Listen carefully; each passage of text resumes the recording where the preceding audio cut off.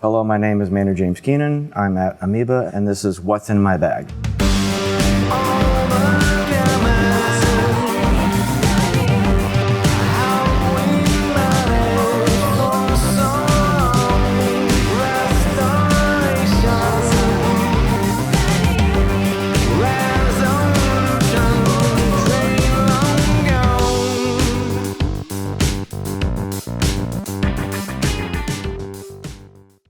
I'm a Jamal, jazz performer. This guy started playing piano at the age of 3. So he was literally a part of this, the jazz organization at the age of 14, which is a couple years before you're even legally allowed to be a part of that thing.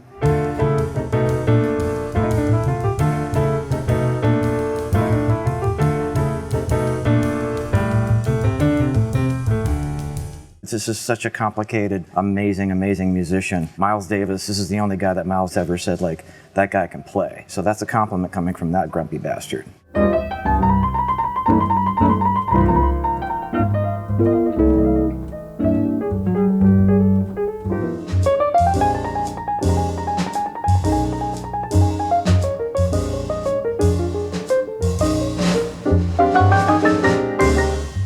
And the reason I have this one is because my father listened to this music. If you knew my father, like, his music taste sucks. There's nothing in his vinyl collection that makes any sense that this would be his vinyl collection. This is kind of an homage to my dad. I got into this at a very early age, and I feel like that kind of imprinting with this kind of amazing music set the tone for me.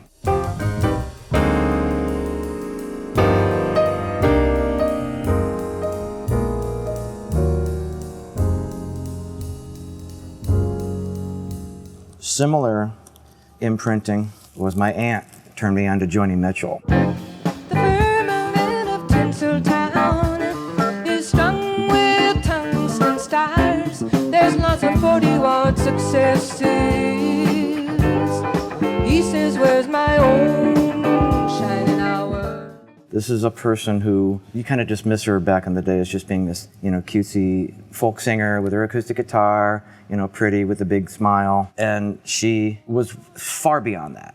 At that point, most bands were doing covers of other songs. Somebody would write music, because that's your publishing part, and then someone would play the songs. Like Elvis wrote a half a song. Everything else is written by somebody else, and that's kind of what the norm was. Like, so you just were performing music. She was writing her own music, all of it. All of those early albums, she was also engineering and producing her own music. So start to finish, Joni Mitchell wrote her own songs, recorded her own songs, performed her own songs as a solo artist. What does it matter if you come now or if you come on later?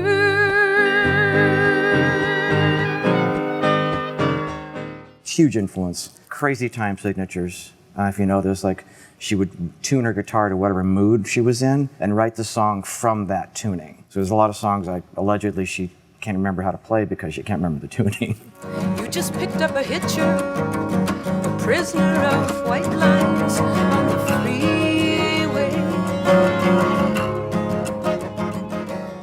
Swans and Sonic Youth. The odd New York art music, they kind of happen at the same time. So I can't really separate these experiences too much. For me as a kid, these were kind of connected at the hip.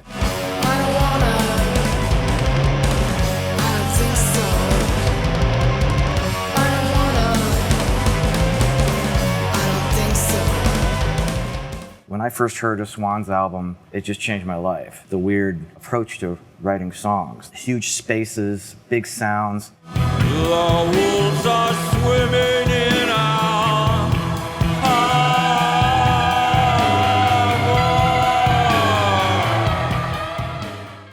And then the tuning and chord structures of Sonic Youth. This was a huge influence on me.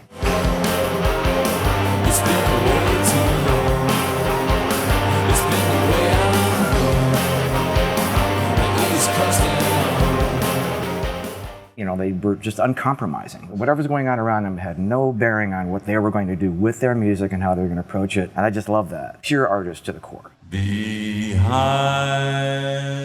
the air.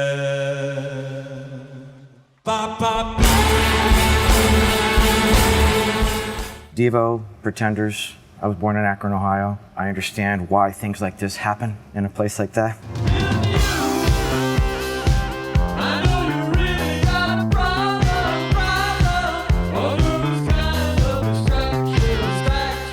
There's some beautiful, beautiful places in Ohio, but there's also extreme kind of this oppression, repression. Extremists, they just tend to, it just squashes any kind of sense of irony, any sense of humor, any creative process. And that's why things like this happen in a place like Akron, because they will not be kept down. Talk to me, darling, with a message of love.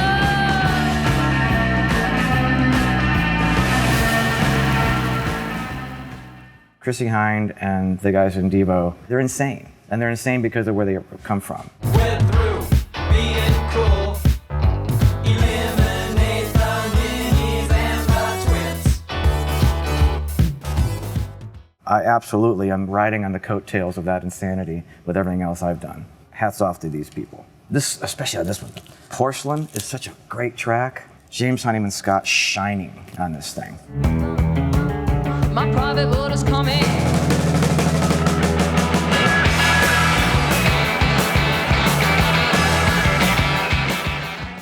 Minor Threat, this album specifically, this to me embodies what that punk movement was. This guy he's remained pretty true to that whole approach to life and community. Very influential to me in early stages.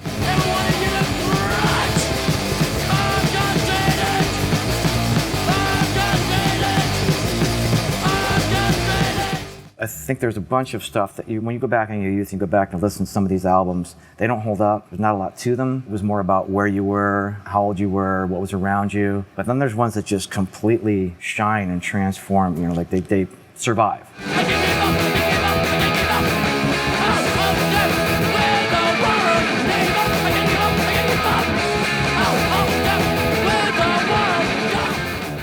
I can listen to this all the time. Along with Black Flag, the song Annihilate on this one is so good. Annihilate! Annihilate! All week long! Melody, right? So in that early punk rock thing was just like, it's just raw emotion. And do you have both hands? Great, you can play bass. But then out of that started to come people who were like, not just screaming, they were screaming with a purpose, and it had like, there was a structure to it. It's like Ian's voice in Minor Threat, I wouldn't call him a crooner, but like he had a thing that made sense for that music, and it's musical in its own way. And so then you kind of like, you know, Glenn Danzig comes along with Misfits and he's like crooning. All of a sudden that's gonna take off because people can sing along with it, not just scream along with it.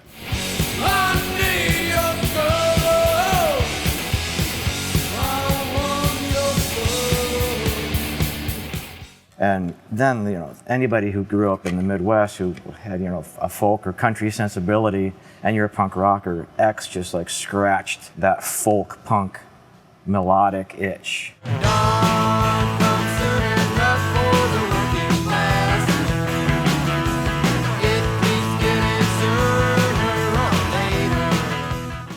Just amazing stuff, always. This is the place.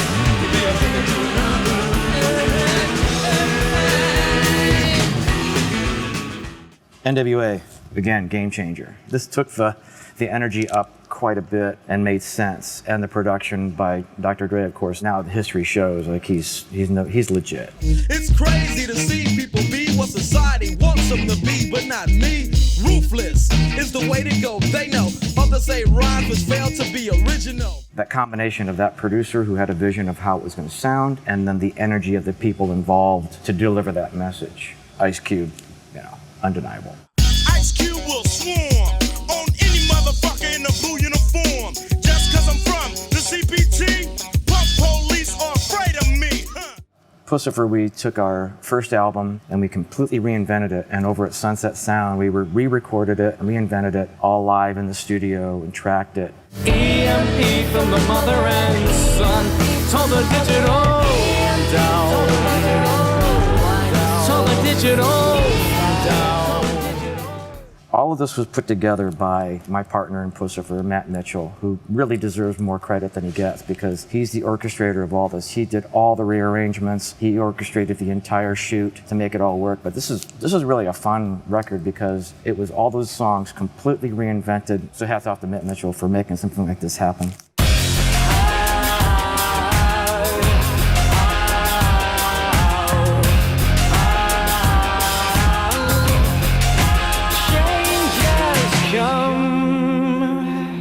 last one, this is my Pee Wee Herman mug with my coffee.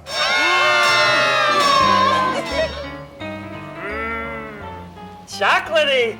That's all I got. You did fabulous. Thank you so much for coming in today. Oh, thank you.